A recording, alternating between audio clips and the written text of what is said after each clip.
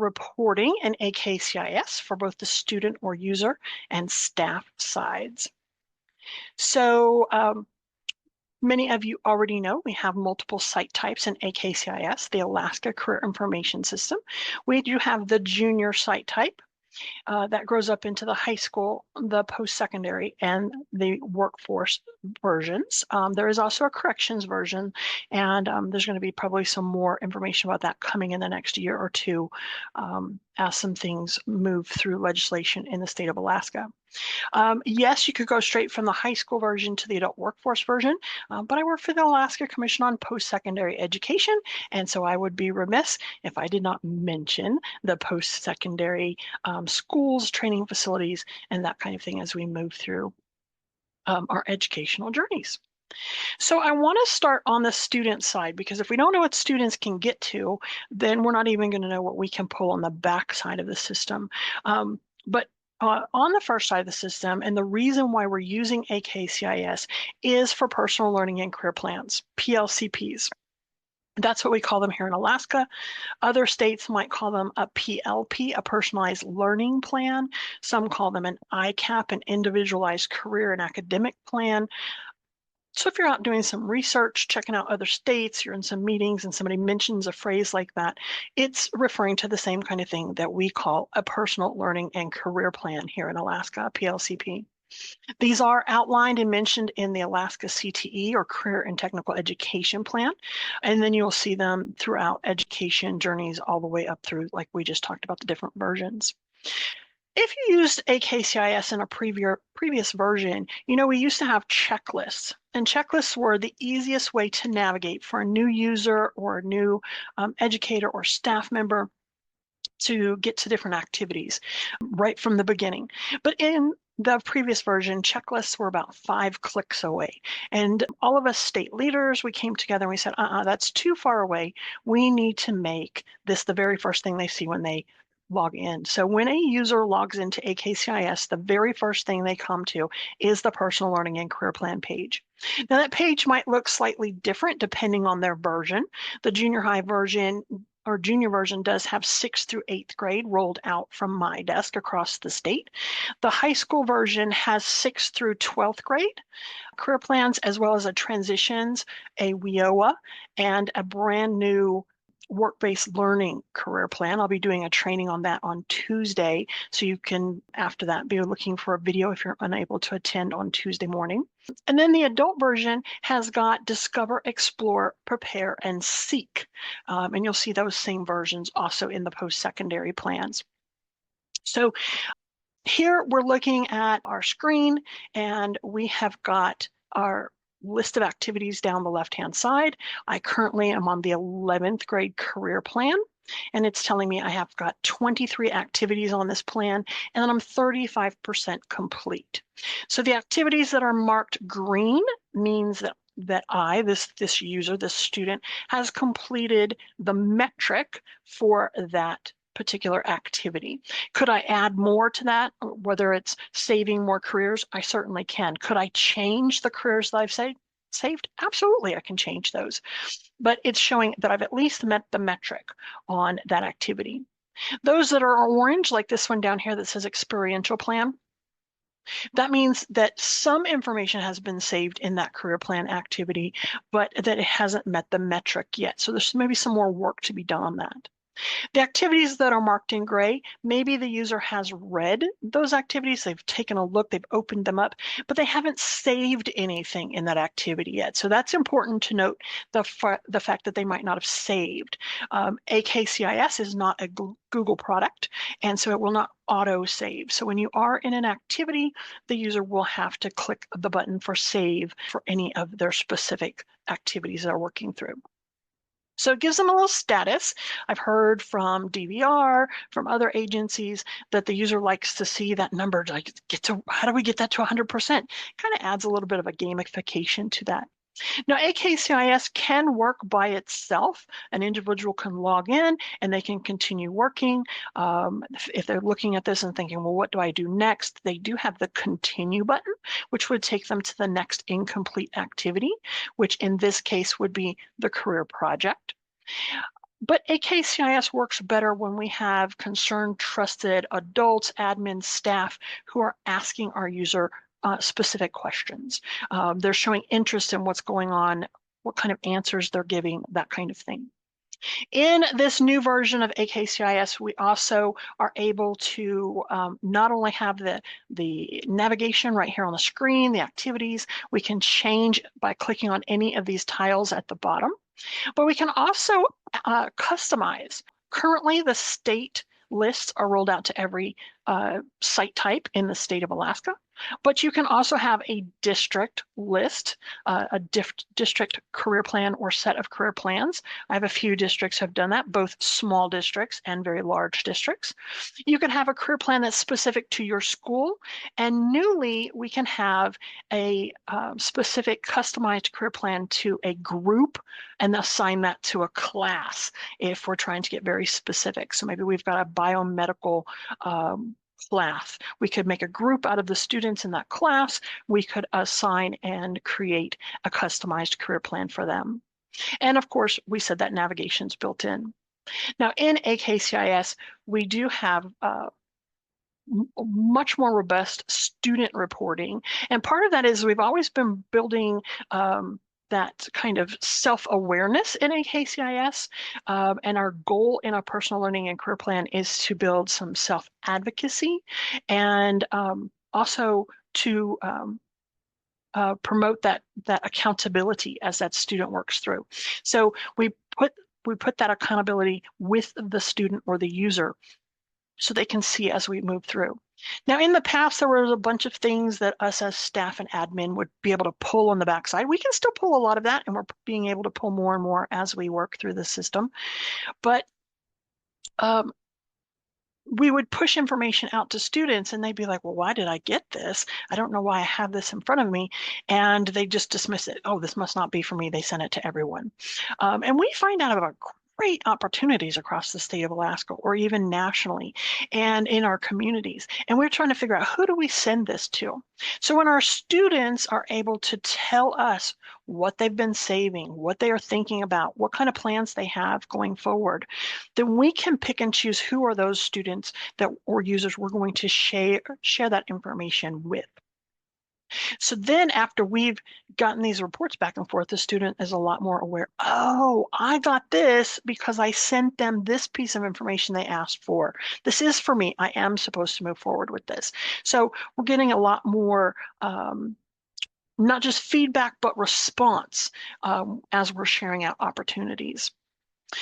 So in the student's dashboard, so very first thing they can see up at the top is personal learning and career plans, and the next thing they can see is my dashboard. The very next, very first one that comes up there, there's multiple things we can see on the dashboard, but the first one is called favorites. And in the favorites, they can save in each of these boxes, they can save career clusters, careers, military careers, programs of study, scholarships, and schools. And they can get to them very easily because of this, in this case, this user, that's that user's name, high school student is that user's name. I know you guys all wish you could be that creative when I named this portfolio. But this user has already done some work in AKCIS, and these are things that high school student has saved, and so or favorited, as it's called in AKCIS. And so now they can navigate to the My Dashboard and to their favorites, and they can click these hyperlinks and go straight to this piece of work. So maybe on one day you have them doing a particular activity, and the next day you met with them, you said, okay, now we're going to go in, we're going to look at tuition amounts for in-state and out-of-state tuition at your school of choice. So they could come down into their school section, they could click on a school, and they can go right there. They wouldn't have to remember how to spell the name of the career or the school or the program of study. They could use those hyperlinks and get directly to it. They can also edit their list or edit what they've written about any particular item with a little pencil in the upper right-hand corner. that would show them each of their reflection fields for each of these items that they have favorited. And so one of the school districts does require a STEM careers report every school year from 6th through 12th grade. So as they write their report, maybe they write it in another word processing system, they can copy that and they can come over and paste it with the career in AKCIS. So they have that research they've done at their fingertips all the way through. So my really small niche of people that I work with is 3rd grade through retirement. So we're not asking our students to make decisions right now today. They're collecting information.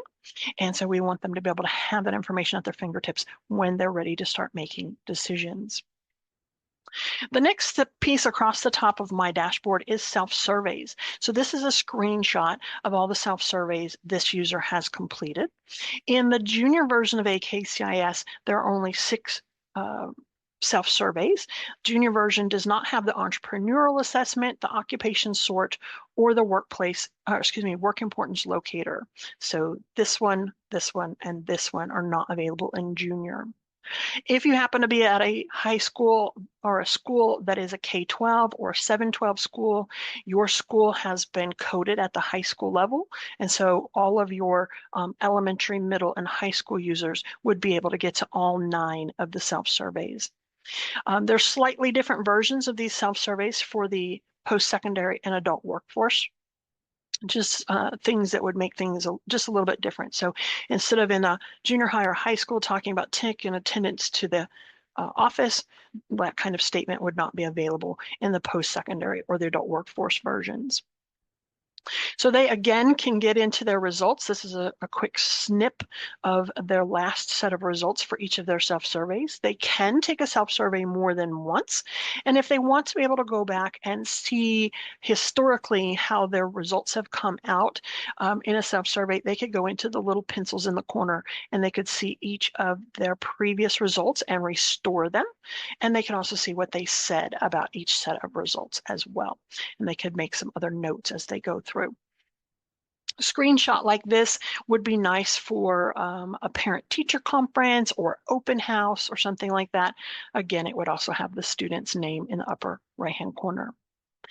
The next piece of my dashboard that I want to show you is where the students can make a report. And so there is a reports section.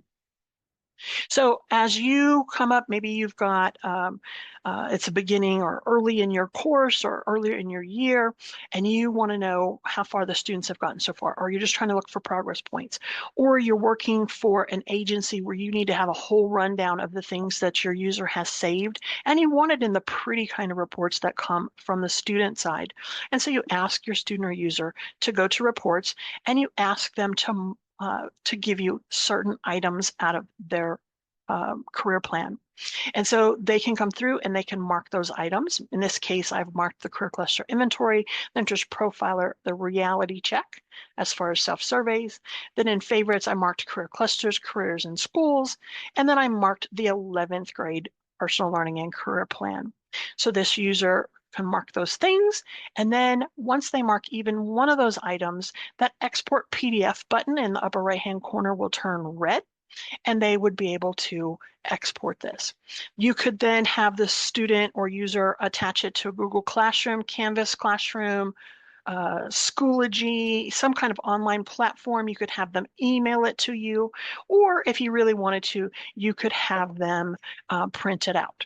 It's just that when we're working in personal learning and career plans, we maybe don't have students print out so many things. Yes, it uses a lot of paper, but once a student has printed something, they tend to think, oh, I'm done with that. I don't have to touch it again.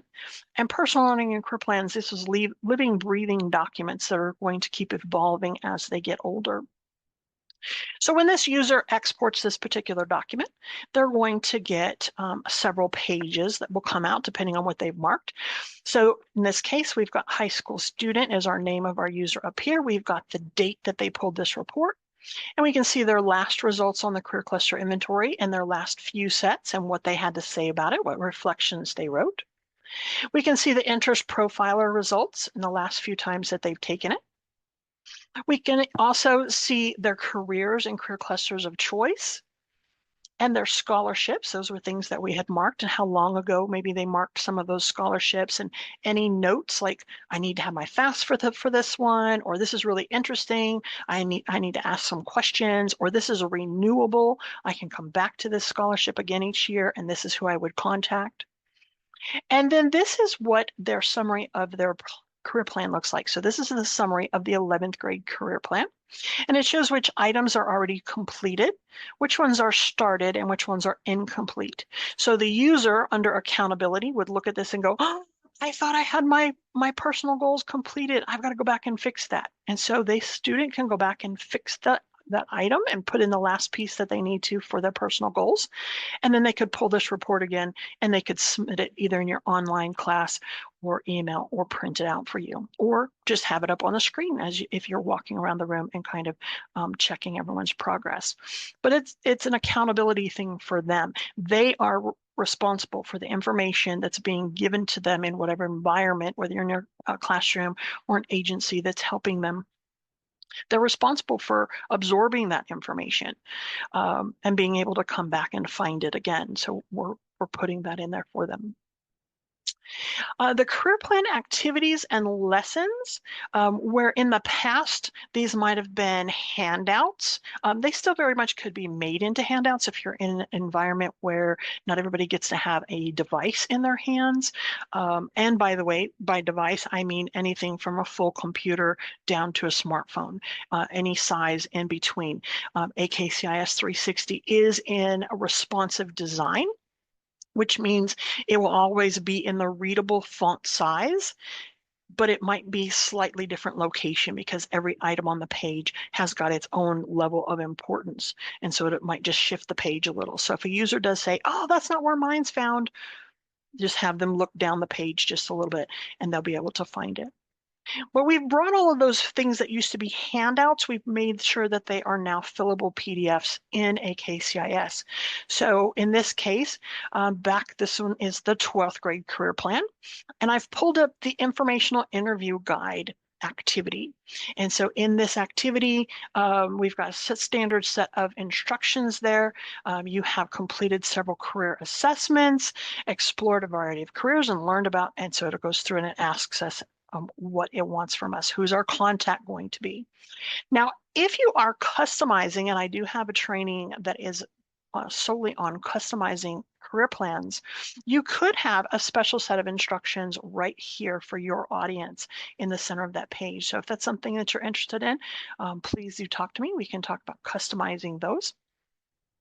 But in this case, if this user has filled out their informational interview guide and they click Export PDF, they would have a document that looks like this, and their work would be these pieces that I've highlighted in yellow. So as they're working through, they've got specific answers that they're giving to questions. There'll be a reflection field at the very bottom of the activity. This is just the first few lines just for us to be able to see what kind of thing that is. So this is a student-pulled report on this activity. And again, they could attach this to any kind of classroom assignment that you might have. When it comes to choosing courses, I do have for all of our public school students, 6th through 12th grade in the state of Alaska, I have added the course planner to your site type. So you'll be able to see this. Those of us who are in a training account, or we're in a different site type, or we're at a private school, will not be able to see course planner unless a course list has specifically been loaded with pathways, courses and pathways and credits and terms, that kind of thing. But I have added the course planner across the state for the junior high and high school students so that they can see, at least towards the Alaska Performance Scholarship, what kinds of things they could start getting ready. Now, we have had some changes to the Alaska Performance Scholarship this year, which is going to cause me, not cause me, but have me to put in some edits here pretty soon. To open up some more things around language, some more things around current technical education courses, the arts and social studies, those kinds of things. But this particular case, Sitka School District has put in their course list for the entire school district.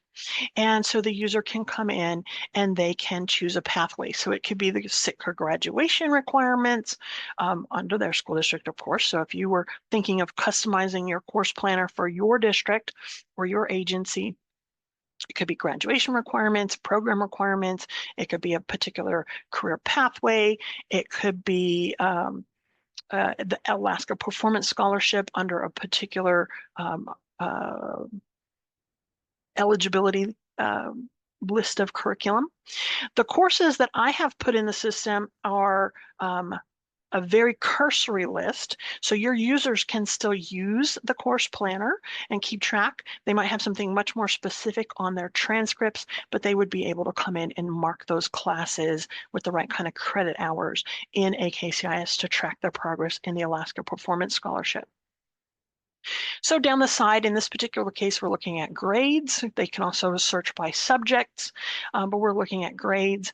And we can then see that this user has got 4 classes planned or 4 courses planned in the 9th grade that are going to be in this pathway. Got 3 planned in the 10th grade, 1 planned in the 12th grade. So they've got some more planning and completion to work on. Maybe this is a freshman at this time. This user in the 9th grade has got 2 planned courses. They've got a full year, 2 terms of English, 1 planned, and they've got 2 terms of algebra planned.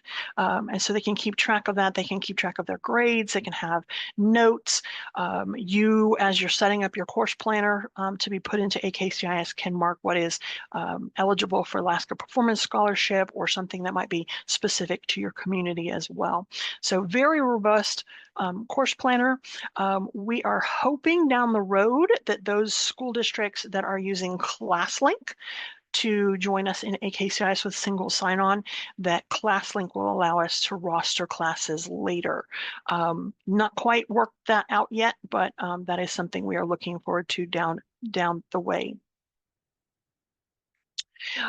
Now for student background reporting, knowing where they've been, what kinds of things they've been exposed to is very important to know who the student is. Sometimes I hear people who are working in a career development kind of aspect, I hear them say things like, it doesn't matter to me what they did in the past, it only matters to me what they've done today. That just makes me about to fall out of my seat. It's very important to know self-survey results from past years. See, are they matching up with what's happening now? If they're not, why not? If they are, awesome. Let's dig deeper into what's a pathway for that student. But resume writing is also a very solid practice in career development to help the user see what they've completed. They've had the objectives in the classroom, they learned those. We're telling them to be accountable and find out how that's going to relate to their futures. And then we are sending them out maybe for work-based learning activities. Maybe we're got guest speakers. Maybe they've got some extracurricular activities. Maybe they've actually worked or volunteered, and we want them to keep track of those things. What I find when I talk to students, especially in rural Alaska, is, oh, everybody gets to do that. You know, be on a whaling team or work on a dance team or whatever that kind of thing might be. And no, they don't. Maybe in that community they do, but as soon as you leave that community, other communities don't get to do that particular activity. And so students should get used to recording those kinds of things. Even the younger students can be recording items in their resume builder. So it's kind of like these little building blocks on this left-hand side. And so even right now in their mathematics class, maybe they can multiply 4-digit numbers. That's great. But is that going to be what they put next year? No. Or is it going to be put by the time they graduate from high school? No, there's going to be skills that supersede those.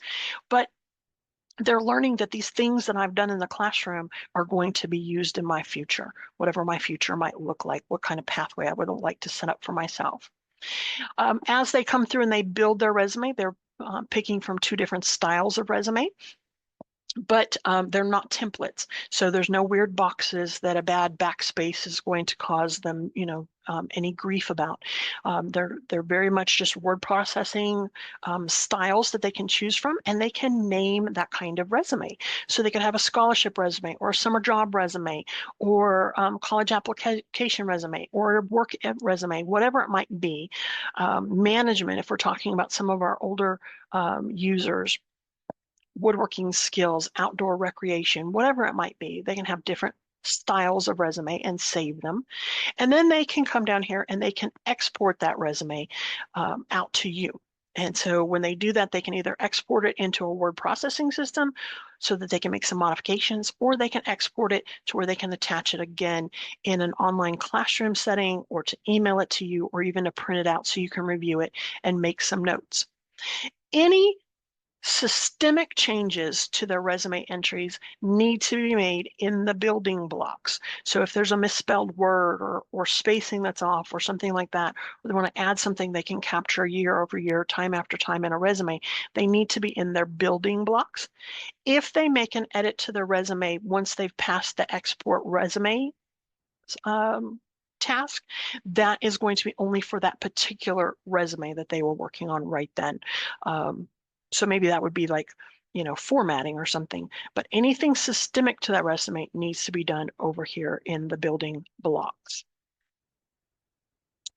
So that has all been on the user side or student side of AKCIS. Now on the staff reporting side, and if you received this announcement that this webinar was going on, you can have a staff account in AKCIS. I say that because some of you might not have one already. You got the notice, but you don't have a staff account, and so I am the right person to contact. My contact information will be up at the end of this presentation, and so you can write to me and make sure it's on your work email, and that I've got your job title and all that contact information kind of thing.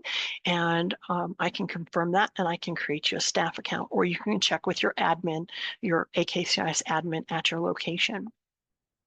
But we've got some new reporting in AKCIS 360, and one of those is right here. This is what it looks like in the back end of AKCIS.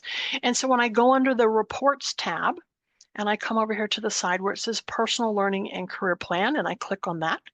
Our reporting looks a little bit different. This is more the 360 reporting, and we're going to have more things that start to come into this version of reporting as we move forward. So we really built out the user side, and we're coming in and we're saying, okay, very dynamically, what are those reports going to look like that we need to get from whether you're a job counselor, a caseworker, whether you're working in special education, career and technical education, a core classroom, an advisory class, a counselor, admin, what are those reports going to look like? So we're being very, very thoughtful on each of these. So in this particular case, I'm looking at the 11th grade career plan, but I can change my selected plan. And here you've got a kind of a screenshot. If I was to click on that change selected plan, if I had the Matsu career plans open, those are site plans, as well as a WIOA, Workforce Innovation Opportunities Act, the Academies of Anchorage Freshman Academies. I did a mock-up for them and have that in my training account. And then you've got the state plans down here at the bottom, 6th through 12th grade, transitions. The transitions career plan originally came about when I was writing a career plan for special education.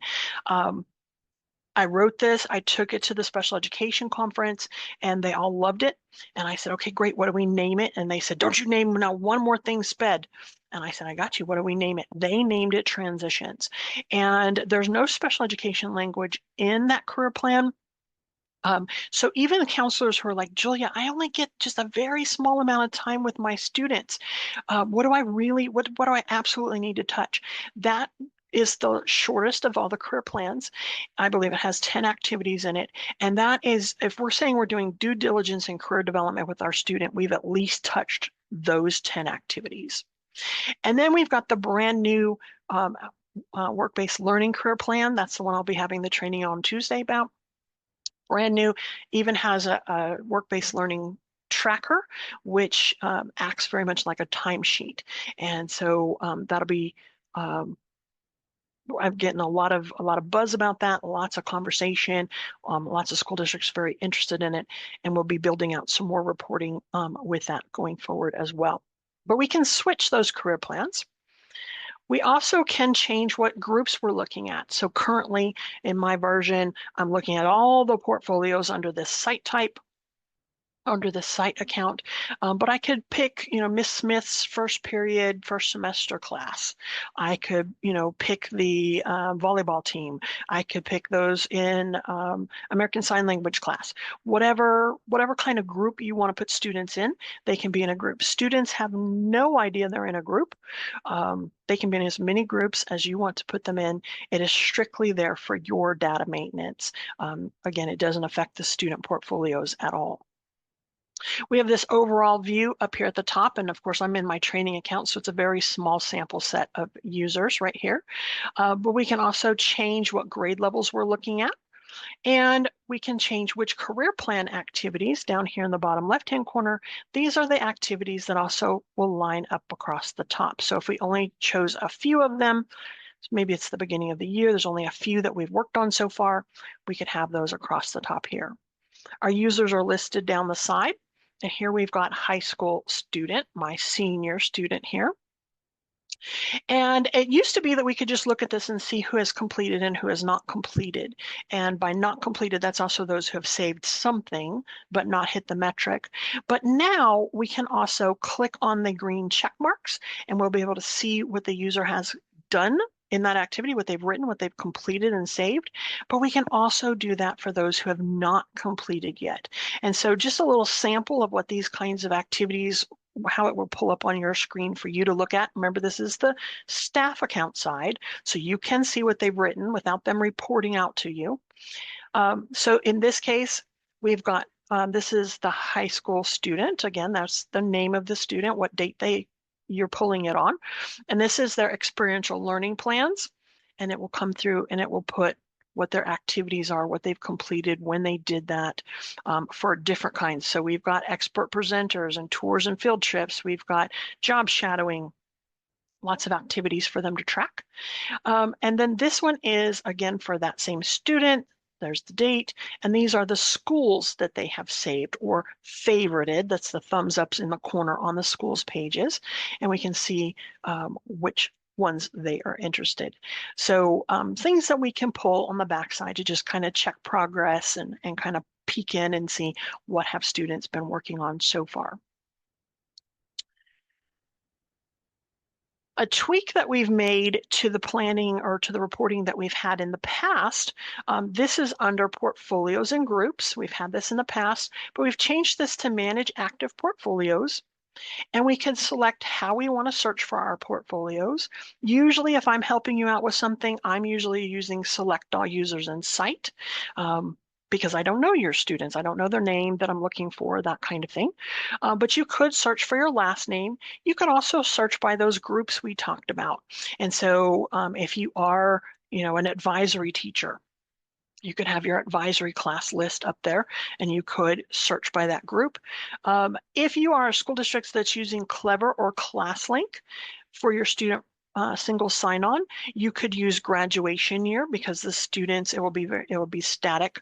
The students can't really alter them for Clever and ClassLink. It would always go back to their right graduation year. And then you can come down here and you can put in the student's last name if you want it, or part of their name. Very much more robust than it used to be. So in this case, I sorted just on those who have student in their name. So here we've got Alaska High School student as a first name. We've got student as a last name. We've got it as part of their username in this particular case. And so we can search that way as well. And we can change the kind of portfolio tasks, whether we're merging portfolios in case a student created a second one, or if we're trying to transfer a student, which under ClassLink and under Clever, transferring takes place automatically. You don't have to mess with that kind of back-end activity.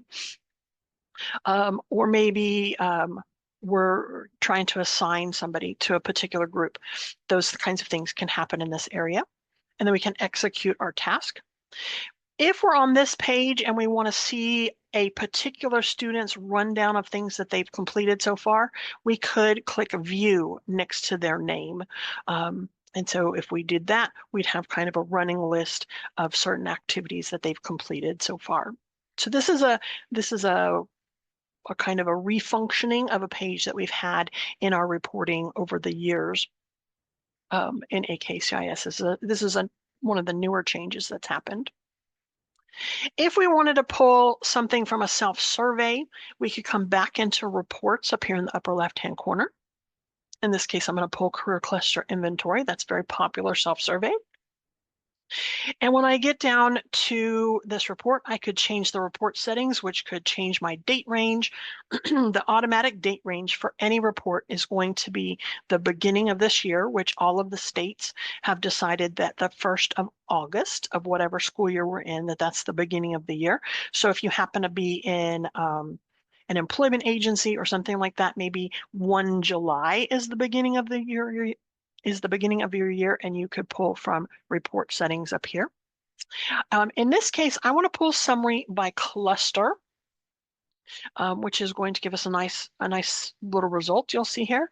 And I generate that report.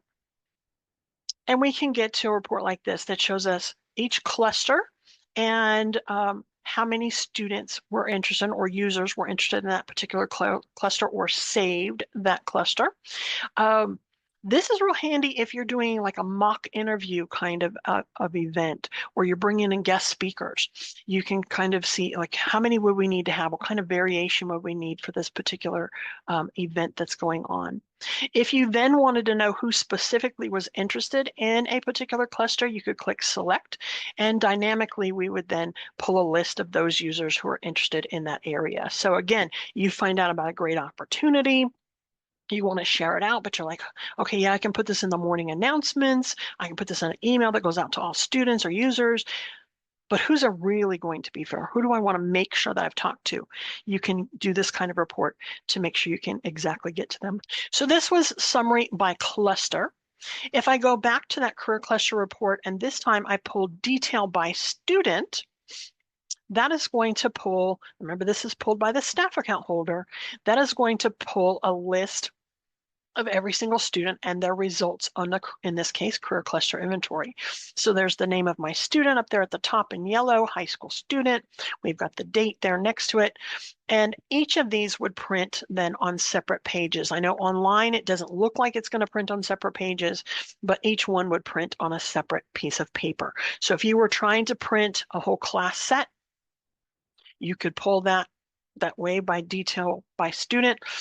And then you would be able to pull every single one of these and they would each come out separately, and then you can hand them out or have them ready for a parent-teacher night or something like that if you'd like to. Now, speaking of parents, parents can also have accounts in AKCIS. Now, I cannot make a family of accounts, but I can make them one-to-one. So in parent accounts, usually my naming convention would be, the username would be parent dot and the student's username, just so we can get more use out of usernames. And so they would have one, if they've got 5 students in their class, they would have, or in their family, they would have 5 parent accounts, one for each of those students. And those can be assigned by staff, those can be assigned by admin. I generally do not assign parent accounts because I do not know the special circumstances that each of your students at your location have. So I do not take that lightly. I take that very seriously, and so I generally do not. I don't make staff, or excuse me, I don't make parent accounts because I cannot confirm what those situations might be. But in a parent account, if you got a parent who is checking things out and wants to know what kinds of things they could talk to their student about across the dinner table, they can come in here and they can choose their plan across the top. So in this case, we've chosen the 11th grade plan, and so that's that top row. And you can see what kind of completion rate they've got. We can also come to this case, it was the transitions career plan, and what kind of completion rate that they have for that one. And we can also see which activities they've completed down here across the bottom, and the parent can also click on each of those and have that same kind of pop-up that you saw in the staff reporting for career plans and see what kinds of things students have saved already. So maybe the student, is coming home and is like, oh, I talked about that at school.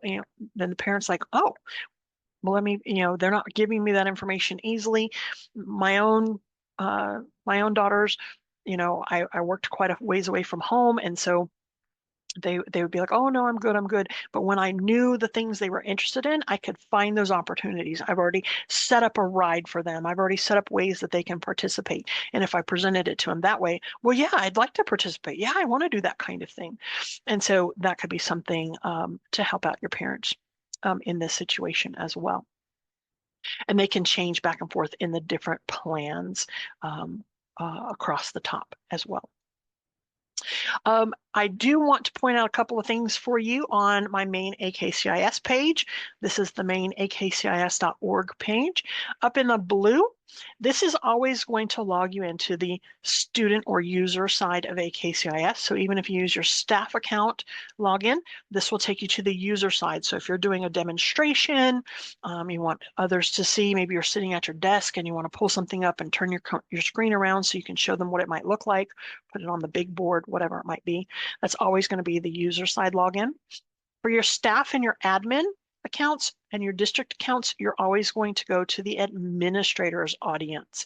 I do have some new things in the administrator's audience. You might have seen that in my newsletter that just came out. The curriculum at the bottom of that particular box is brand new, so you might want to take a peek at that piece. It's got the PowerPoints, the step-by-step instructions, and the rubrics for kind of scoring in that area.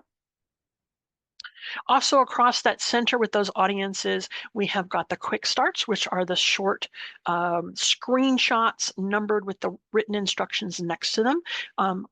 For each of the common activities in AKCIS. So on the far left, we've got the students audience. On the far right, we've got the job seekers audience. And then there's the parents audience. So if they do have a parent account, they're going to want to go to that parents audience.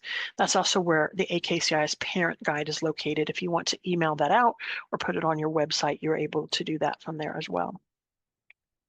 Down here in the bottom left-hand corner of that AKCIS ACPE page, we do have our upcoming and on-demand training. And so that's where this recording will live later on.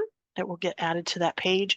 It'll replace the previous student reporting video that I had out there. But I do have trainings out there for all the things, self-surveys, customizing personal learning and career plans, overall what's happening in AKCIS, so what's new and kind of an intro to AKCIS, getting started, all of those kinds of webinars on demand training back there, as well as which webinars are coming up soon. If you're joining us or you're seeing this video and you've not already renewed this year, we do have renewal every single year, as ACPE does provide AKCIS for everyone in the state of Alaska for free. ACPE does sponsor the usage. So we do ask for a renewal every year. So the activation and fee waiver agreement is right here in this centerpiece. And it's just a short little form so that I can know who are the contacts, who are the right people to make sure I'm getting all of the new relevant information out to. At ACPE, we do have lots of things going on. We do provide education and career funding solutions across the state of Alaska for Alaska students and families. And you can see our web address in the upper left-hand corner. And we focus today on AKCIS 360's reporting.